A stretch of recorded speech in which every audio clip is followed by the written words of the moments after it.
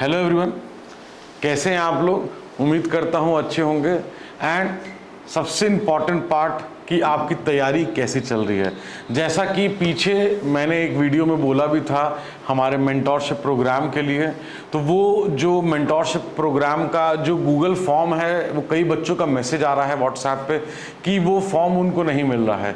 वो फॉर्म आप किसी भी वीडियो पे, जो यूट्यूब पे हमारी वीडियो है उसके कमेंट सेक्शन में अगर जाएंगे तो कमेंट सेक्शन में वो फॉर्म उसका ऑलरेडी पिन्ड है। उस कमेंट सेक्शन को खोलते के साथ ही ऊपर में आपको वो दिख जाएगा गूगल फॉर्म। उस लिंक पे आप क्लिक करेंगे तो गूगल फॉर्म वो खुल जाएगा। ये फ्री मेंटरशिप प्रोग्राम है। हो सकता है आज या कल में एक हम फ्री मेंटरशिप प्रोग्राम के डेडिकेटेड वीडियो भी लेके आए कि एग्जैक्टली क्या करेगा फ्री मेंटरशिप प्रोग्राम। बहुत ही एक काम जो वो करेगा वो गाइडेंस की करेगा, एक रोड मैप दिखाने की कि आप जहां भी कोचिंग ले रहे हो आप लीजिए, जिससे भी आप पढ़ रहे हो, जिस भी शहर में आप हो आप रहिए वहीं से। बस आपको कोऑर्डिनेशन ये करना है कि आपका अगर कंफ्यूजन है कि कब हमको आंसर राइटिंग शुरू करनी है, कैसे करनी चाहिए, इंटरव्यू की तैयारी कब से होती है, क्या मेंस के रिजल्ट के बाद आप अचानक से अपने पर्सनालिटी को ट्रांसफॉर्म कर पाएंगे, या पहले से कुछ चीज़ें आपको इनकलकेट करनी चाहिए अपने पर्सनालिटी में। तो ये सब चीज़ें प्लस बहुत से बच्चे मैं देखता हूं कि समय रहने के बाद भी, मैं इसको बार बार रिपीट करता हूं क्योंकि एनसीईआरटी बेस का काम करता है, लेकिन वो एनसीईआरटी की बुक ना करके किसी ना किसी कंपाइलेशन नो डाउट बहुत अच्छे होते होंगे, लेकिन अगर हमारे पास समय है तो बुक्स का कोई सब्स्टिट्यूट नहीं है। जैसा कि मैं कहता हूं आज का द हिंदू जो हम डिस्कस करेंगे 18 जुलाई का, कितना भी मैं डिस्कस कर लूं ब्रीफ मैनर में, लेकिन अगर आप खुद रीड करेंगे न्यूज़पेपर तो उसका कोई सब्स्टिट्यूट नहीं है। तो आइए आज का स्टार्ट करते हैं द हिंदू। इस समय जो presidential election, vice president election, ये सारी चीज़ें जो है न्यूज़ में हैं। गवर्नर का रोल काफ़ी समय से जो है न्यूज़ में आ रहा है। एंटी डिफेक्शन लॉ काफ़ी समय से न्यूज़ में आ रहा है। कोविड वैक्सीन, उसको भी हम डिस्कस करेंगे। उसको हम लोग ने जो मार्क क्रॉस किया है उसके लिए क्या साइंटिफिक टेम्पर, क्या इंफ्रास्ट्रक्चर रिक्वायर्ड था, किस तरीके से एक बहुत शॉर्ट टाइम में बहुत बड़ा एक इंफ्रास्ट्रक्चर को बूस्ट किया गवर्नमेंट ने, और जिसकी वजह से ये संभव हो पाया कि कोविड वैक्सीन्स, उसका इंफ्रास्ट्रक्चर, उसका ट्रांसफ़र, उसका स्टोरेज, ये सारी चीज़ें मेंटेन हो पाएँ, है ना। और भी कुछ चीज़ें जो हम डिस्कस करेंगे आज, और वीडियो को स्टार्ट करते हैं। तो इसमें ये जो न्यूज़ है वो बेसिकली कि opposition picks Margaret Alva for vice president poll. तो अपने को कैंडिडेचर पे नहीं जाना है अभी।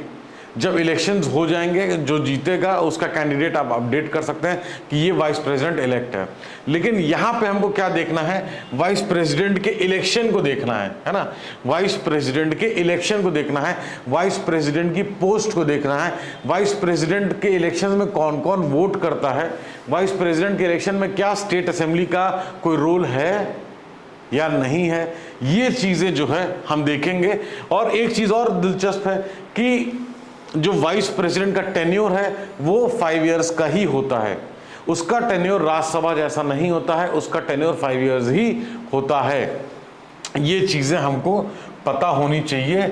वाइस प्रेसिडेंट का चुनाव जो हो रहा है उसको अब हम और डीप में थोड़ा सा समझेंगे, है ना। कुछ चीज़ें हमने ऑलरेडी डिस्कस करी हैं, तो मैं इसको बहुत ज़्यादा स्ट्रेच नहीं करूँगा कि सारे roles, responsibilities, powers and function discuss करें। जो major specially related to the elections हैं उसको हम डिस्कस करेंगे, है ना। तो अगर हम इलेक्टोरल कॉलेज की बात करें तो what is electoral college. Electoral college consist क्या करता है। इलेक्टोरल कॉलेज की अगर हम बात करें तो अगर जो लोग वोट कर रहे हैं किस चीज़ में, इलेक्शन में, किसके, वाइस प्रेसिडेंट के, उनको हम क्या कहते हैं, इलेक्टोरल कॉलेज का हिस्सा है, पार्ट ऑफ इलेक्टोरल कॉलेज, है ना। तो इलेक्टोरल कॉलेज किसको किसको कंप्राइज करता है अभी वो भी देखेंगे, है ना। तो electoral college of vice president के इलेक्शंस की यहाँ बात हो रही है।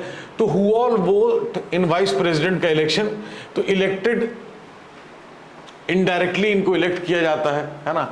क्योंकि वाइस प्रेसिडेंट का इलेक्शन कोई डायरेक्ट इलेक्शन नहीं होता है जिसमें जनता जाके वोट करती है, इसलिए इस इलेक्शन को इनडायरेक्ट इलेक्शन बोलते हैं, है ना। तो members of both the house इसमें वोट करते हैं, ईसीआई कंडक्ट करता है क्या, इलेक्शन, ठीक है। Second highest constitutional office, second highest constitutional office, बहुत से लोग कंफ्यूज आते हैं कि प्रेसिडेंट हाईएस्ट है, सेकंड हाईएस्ट क्या है ना। किसी को चीफ जस्टिस लगता है, किसी को पीएम लगता है, किसी को काउंसिल ऑफ मिनिस्टर्स लगते हैं। यहाँ पे कोई कंफ्यूजन नहीं होना चाहिए, आपको क्लियर है। Second highest constitutional office vice president का होता है, टर्म ऑफ ऑफिस 5 इयर्स का होता है ना। ये ex officio chairman, ex officio chairman, what do you mean by ex officio? Ex officio का क्या मेंबर है, मतलब है, एक्स ऑफिशियो का मतलब यह है कि जो भी वाइस प्रेसिडेंट की पोस्ट पे है, जो वाइस प्रेसिडेंट है वो ऑटोमेटिकली चेयरमैन है, किस चीज का, राज्यसभा का। तो उनके लिए कोई अलग से इलेक्शन, अलग से सिलेक्शन नहीं होता। जो वाइस प्रेसिडेंट ऑफ इंडिया है वो चेयरमैन है किसका, राज्यसभा का। यही मतलब है एक्स ऑफिशियो का, ऑटोमेटिकली कि अगर वो इस पोस्ट पे है तो एक्स ऑफिशियो चेयरमैन है किसका, राज्यसभा का।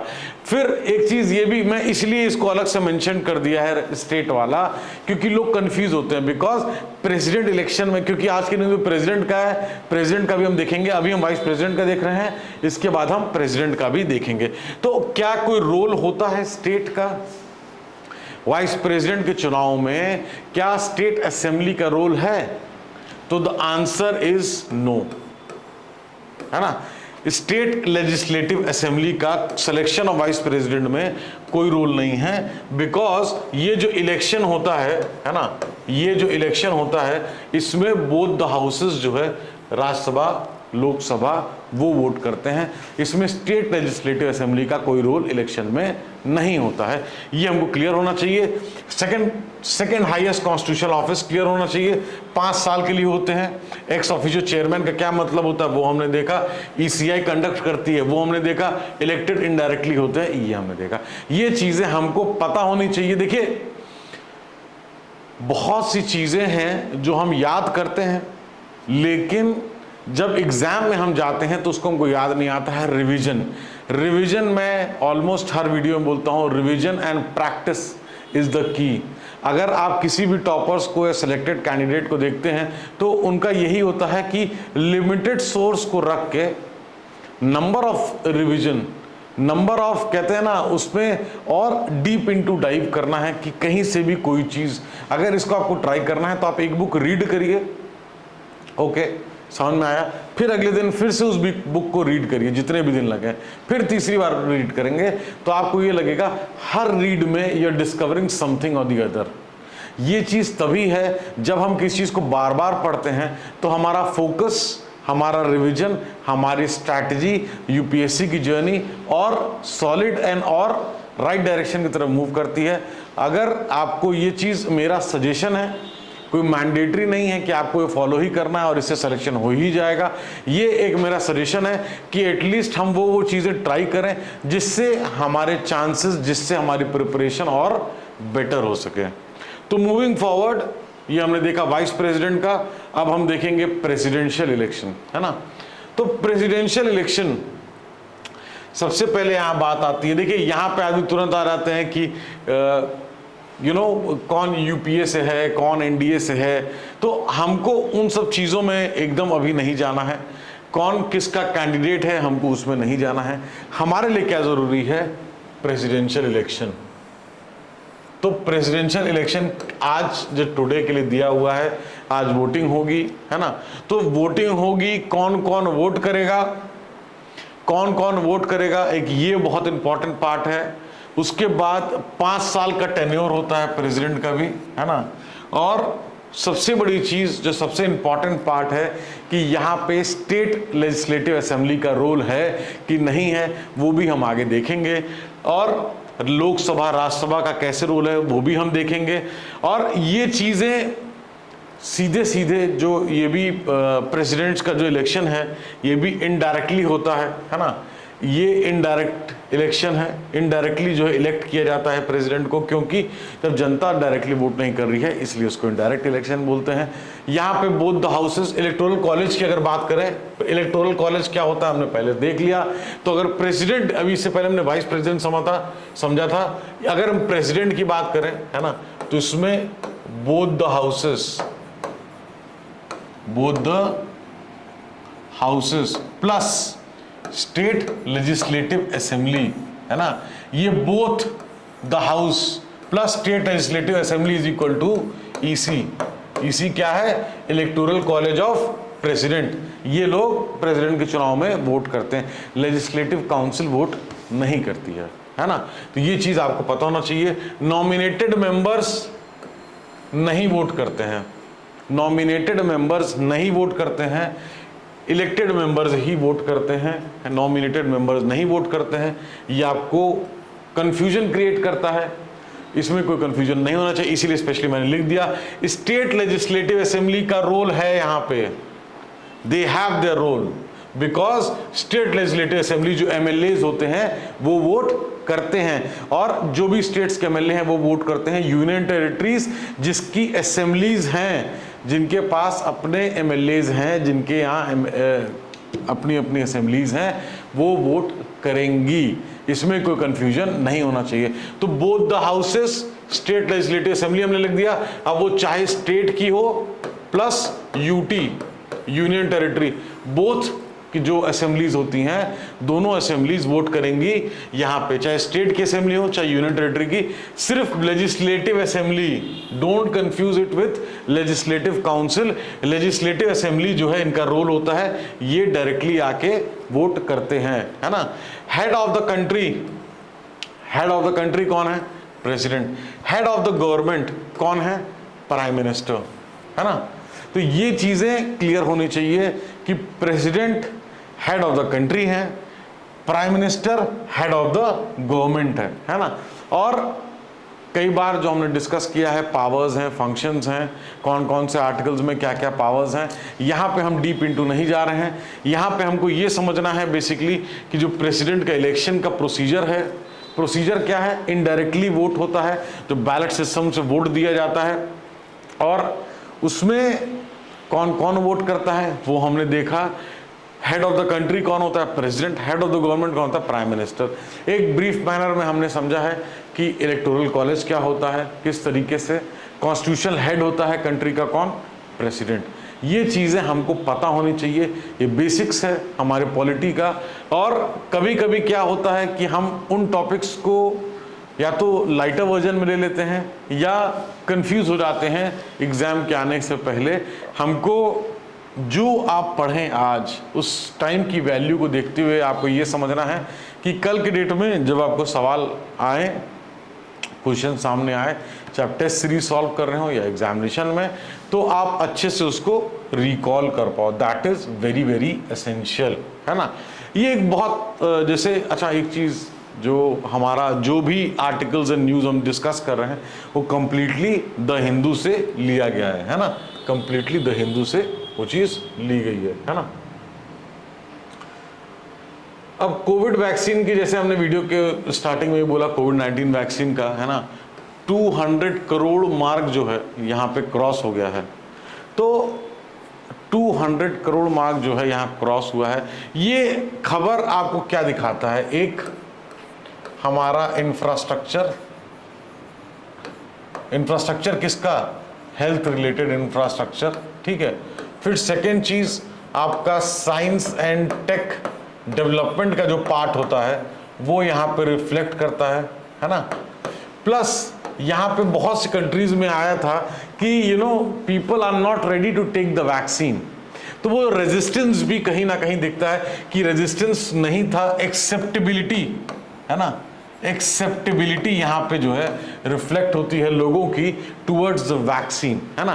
तो 18 महीने, 18 months, it took the country 18 months to reach the milestone. तो 18 महीने में 200 करोड़ मार्क क्रॉस करना हमारा हेल्थ का इंफ्रास्ट्रक्चर कितना बूस्ट किया,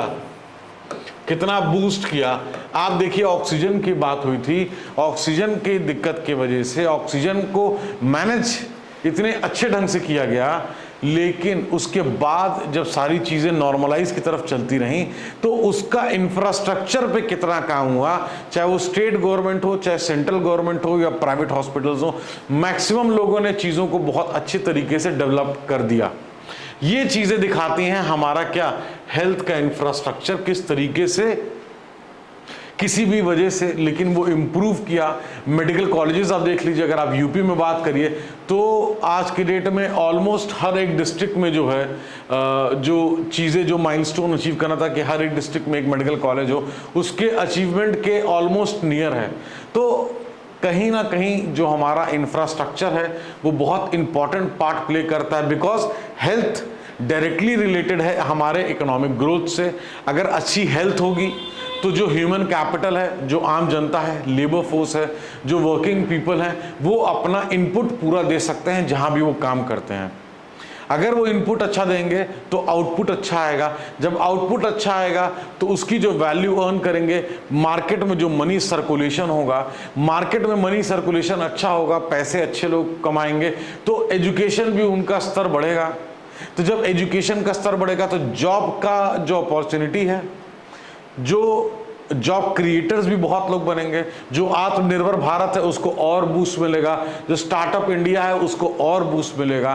तो इस तरीके से चीज़ों को आपको कनेक्ट करनी है। अगर हम हेल्थ की बात करें तो one of the very very important vital factor in today's world कि हेल्थ को किस तरीके से, आज हम ग्रीनर इकॉनमी की बात करते हैं, आज हम ग्रीनर टेक्नोलॉजी की बात करते हैं, आज हम पॉल्यूशन को कट करने की बात करते हैं, ग्लोबल वार्मिंग को कम करने की बात करते हैं। ये सब सारी चीज़ें डायरेक्टली रिलेटेड हैं आपकी इकॉनमी से, डायरेक्टली रिलेटेड है आपके हेल्थ से। यहाँ पे 200 मार्क जो कैलकुलेट जो क्रॉस हुआ है, इसको हमको कैलकुलेशन में नहीं जाना है, इसको हमको ये देखना है कि ये माइलस्टोन एक कंट्री 18 महीने के अंदर अचीव करी है।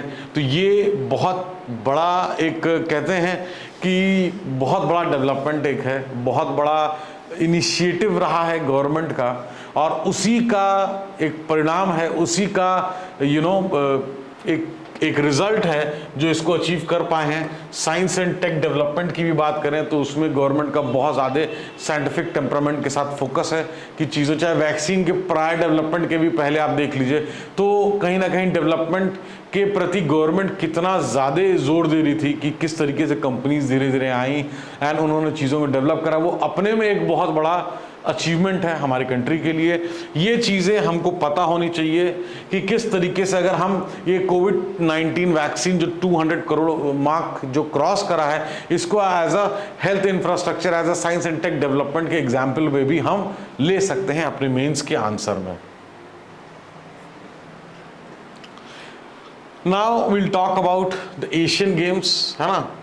तो एशियन गेम्स 1982 में ये बेसिकली एक जो सिनेरियो की बात हो रही है, ये सिनेरियो को हमको समझने के लिए ये समझना है कि ये जो पूरा जो एलिफेंट का जो ये न्यूज़ है ना, ये क्या है, जो एलिफेंट परेडेड एट 1982 जो गेम्स था उसकी ओपनिंग सेरेमनी में, है ना।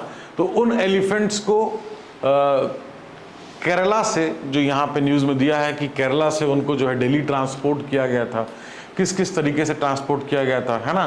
तो उनको ऑलमोस्ट 1 वीक लग गए थे वहाँ पहुँचने में, किस तरीके से धीमी गति से धीरे धीरे ट्रेन लेके गई थी उनको वहाँ पे, है ना। तो ये चीज़ें जो है कहीं ना कहीं जो ओपनिंग सेरेमनी था एशियन गेम्स का 1982 का, वहाँ की ये बात हो रही है। प्लस वो तो न्यूज़ में है ही है, प्लस दूसरी चीज़ हम ये समझेंगे कि आज उसका क्या रेलेवेंस है। आज भी 1982 के गेम्स के बाद जब वो एलिफेंट्स रिटर्न किए केरला में, तो उनकी जो हेल्थ था, डेफिनेटली इतना लॉन्ग ट्रैवल करना, उसके बाद वो सिक हुए, सिक होने के बाद उनको उनके हेल्थ को बेटरमेंट के लिए उनको और न्यूट्रिशियस फूड दिया गया।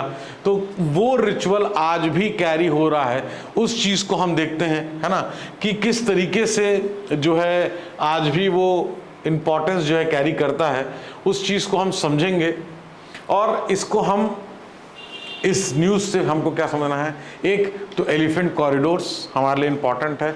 इस समय जो सेंसिटिव इको सेंसिटिव जोन की बात हो रही है ना, उसके लिए जो केरला का जो भी चीज़ें सामने आ रही हैं वो बहुत इंपॉर्टेंट है ESC के लिए, है ना, ESZ के लिए, है ना। तो ये चीज़ें हमको पता होनी चाहिए। प्लस एशियन गेम्स 82 ये न्यूज़ में आया है, तो ये चीज़ें कहीं ना कहीं हमको जो न्यूज़ में है वो भी देखना है, उस न्यूज़ से क्या हम कनेक्ट कर सकते हैं वो भी हमारे माइंड में होना चाहिए, है ना। तो एनुअल रिचुअल है क्या, श्री वड़ाकन नाथन टेम्पल थिरुसुर में with more than 50 elephant fed special food from Sunday. तो ये जो है, ये जो स्पेशल फूड देने का जो बात है, जो 1982 के एशियन गेम्स में जब एलिफेंट रिटर्न किए थे केरला, जो फूड उनको उनके हेल्थ को बेटरमेंट के लिए उसमें दिया जा रहा था, न्यूट्रिशन रिच फूड, वो आज भी with more than 50 elephant fed special food. तो ये जो स्पेशल फूड है, यहाँ पे डायरेक्टली जो न्यूट्रिशन है ना, जो हायर न्यूट्रिशनस वैल्यू वाले जो फूड हैं उसको फेड करना एलिफेंट्स को, है ना। तो Kerala's elephant forum was selected along with other cultural forms of the country for display क्या, ओपनिंग सेरेमनी में, कहाँ पे, एशियन गेम्स की ओपनिंग सेरेमनी में दिल्ली में हुआ था 1982 में, है ना। तो ये हरकुलियन टास्क था, डेफिनेटली क्या हरकुलियन टास्क था, ट्रांसपोर्ट करना एलिफेंट को all the way to Delhi. तो इमेजिन करिए मोर देन 3000 किलोमीटर ट्रैवल करना एलिफेंट्स के लिए, डेफिनेटली एक बहुत बड़ा टास्क था, है ना। तो 34 majestic elephants across the state way selected and select करके उनको रेडी किया गया, किस चीज़ के लिए, जर्नी के लिए। केरला से उनको दिल्ली जाना था, उस जर्नी के लिए उनको रेडी करना था। Definitely why we are calling it a herculean task. Herculean task वो टास्क है जो एक बहुत डिफिकल्ट है, बहुत बड़ा टास्क है, उसको अकम्प्लिश करना, बिकॉज एलिफेंट्स को ट्रैवल करना 3000 kilometre is definitely a big thing, है ना। इससे आपका इनडायरेक्टली जो चीज़ें हैं वो आपको समझनी है कि पार्टिसिपेट किया सक्सेसफुली परेड में, कहाँ, ओपनिंग में, एशियन गेम्स, फिर एलिफेंट रिटर्न हुए। क्या हुआ रिटर्न के बाद, जैसा हमने पहले भी देखा कि सिक और वीक हो गए एलिफेंट्स, तो फिर रीगेन हेल्थ के लिए, फिर से उनके बेटरमेंट के लिए अन्ना U2, if I am pronouncing it wrong so sorry, was started, है ना। ये स्टार्ट हुआ टेम्पल में, जहां पे स्पेशल न्यूट्रिशनस फूड दिया गया, है ना। एंड लेटर अब ये जो रिचुअल है वो कंडक्ट होता है कब, first day of every Karkidakam of the Malayalam calendar. ये आपको पता होना चाहिए, ये आपको पता होना चाहिए कि ये जो है वो first day of every Karkidakam of the Malayalam calendar. If I am pronouncing it wrong, I am so sorry. लेकिन आपको ये समझना है, ये नोट करना है कि ये कब होता है, आज भी कंटिन्यू हो रहा है। तो ये हमारे लिए बहुत इंपॉर्टेंट है जानने के लिए। ये चीज़ें हैं कि न्यूज़ में आती हैं, कभी कभी डायरेक्टली क्वेश्चन इनसे पूछ सकते हैं प्रीलिम्स में, क्योंकि इस टाइप के क्वेश्चंस आते रहे हैं। तो we should be updated enough कि किस तरीके से हमारी पूरी फंक्शनिंग है और एलिफेंट का क्या स्टेटस है हमारे कंट्री में, और एलिफेंट के प्रोटेक्शन के लिए क्या क्या किया जा रहा है, ये भी हमको पता होना चाहिए। ये न्यूज़ में है कि नेवी ने डिकमीशन किया सिंधु ध्वज को, है ना। ये किलो क्लास सबमरीन है जो कि रशिया से ली गई थी और 35 साल 35 इयर्स ये सर्विस में ये रही सबमरीन, है ना। तो ये जो आप फोटो देख रहे हैं जो द हिंदू में दी है, ये ट्रेडिशनल जो डीकमीशनिंग सेरेमनी है वो हेल्ड हो रही है बाय इंडियन नेवी। तो ये सिंधु ध्वज हमारे लिए क्यों इंपॉर्टेंट है, बिकॉज ये जो किलो क्लास सबमरीन है रशिया से एक्वायर 35 साल तक ये सर्विस में रही है एंड इसके पास बहुत सारे फर्स्ट हैं, है ना, बहुत सारी चीज़ें हैं जो इसके क्रेडिट में आती हैं, है ना। इसके कहते नहीं है कि 4 चांद लगा देने वाली चीज़ें वो, तो क्या है, ये आपके लिए बहुत इंपॉर्टेंट है, ये इंपॉर्टेंट है आपके लिए, आपको ये चीज़ नोट कर लेनी चाहिए, बिकॉज ये डायरेक्टली क्वेश्चन आ सकते हैं। जैसे operationalization of the indigenized sonar USHUS, तो operation of indigenized sonar USHUS, ये आपको पता होना चाहिए। Indigenized satellite communication system Rukmani and MSS inertial navigation system, indigenized torpedo fire control system, है ना। ये जो है ये कई फर्स्ट हैं किसके, सिंधु ध्वज के। 35 इयर्स तक ये सर्विस में रही। किलो क्लास सबमरीन है, एक्वायर कहां से हुई थी, रशिया से हुई थी। We should be updated enough with these things, ये आपको डेफिनेटली पता होनी चाहिए। इसलिए पता होनी चाहिए क्योंकि न्यूज में है, इसलिए पता होनी चाहिए कि 35 इयर्स आपके कंट्री के सर्विस में थी, है ना। तो ये क्या था, successfully undertook meeting and personnel transfer with deep submergence rescue vessel and was the only submarine to be awarded, ये बहुत इंपॉर्टेंट है, only submarine to be awarded chief of naval staff rolling trophy for innovation by prime minister Narendra Modi ji. ये अपने को पता होना चाहिए, ये इंपॉर्टेंट फैक्ट्स एंड फिगर्स हैं। ये क्या है, कभी कभी न्यूज में आते हैं, जब न्यूज में आते हैं नोट कर लेंगे, इससे अगर क्वेश्चन आ गया तो या तो ये आपको आता होगा या तो आपको ये नहीं आता होगा। तो इट्स बेटर कि जो संभव है न्यूज में है उसका हम 4 लाइन लिख के नोट्स बना लें, रिवीजन करते समय उसको रिवाइज करते रहें, और क्वेश्चन अगर आता है तो आपके हाथ में रहेगा क्वेश्चन, है ना। तो commissioned into navy on June 1987 Sindhu ध्वज was one of the 10 kilo class submarine India acquired from Russia between 86 to 2000, है ना। तो ये चीजें आपको पता होनी चाहिए। जो हमने बात किलो क्लास सबमरीन हमने देखा, जून 1987 में सिंधु ध्वज को लिया गया, 10 किलो क्लास सबमरीन इंडिया और एक्वायर करता रशिया बिटवीन। तो आपको इसके जो फर्स्ट हैं, है ना, इसका जो rolling chief of naval staff का जो ये जो अवार्ड वाला हमने बात किया, डीप सबमर्जेंस रेस्क्यू वेसल की हमने बात करी, ये चीज़ें ये शुड बी अपडेटेड इनफ कि आपको ये चीज़ें पता हो। देखिए क्वेश्चंस कहाँ से आएंगे किसी को नहीं पता, जो चीज़ें हमारे सामने हैं हमको उसको पढ़ते जाना है। इट्स बेटर कि पढ़ के हम उसका नोट्स बनाते रहें। इट्स बेटर कि ये जो आप वीडियो देख रहे हैं इसके बाद आप न्यूज़पेपर की रीडिंग अगर आप खुद कर सकते हैं तो कर लें। ये देखने के बाद 2 घंटे की रीडिंग आप इजीली 40 से 50 मिनट में कवर कर सकते हैं, प्लस आप अपना नोट्स खुद बना सकते हैं। इट्स अप टू यू कि आप किस चीज़ को कैसे लेते हैं, है ना। अब ये जो है ये बहुत इंपॉर्टेंट है, क्यों, क्योंकि यहाँ पे देखिए सीधे सीधे लिखा है फार्मर्स।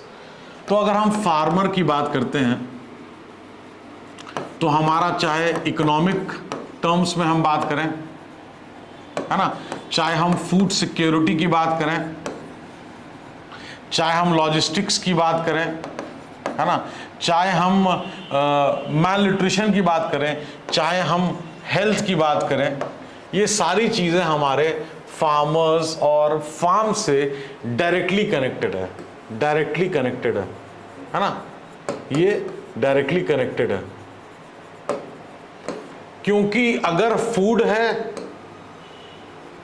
तो हेल्थ है, अगर हेल्थ है तो फिर एजुकेशन है, अगर एजुकेशन है तो फिर इकोनॉमिक ग्रोथ है। इस चीज़ को मैं हमेशा कनेक्ट करता हूँ बिकॉज ये चीज़ें इसी डायरेक्शन में फ्लो करती हैं।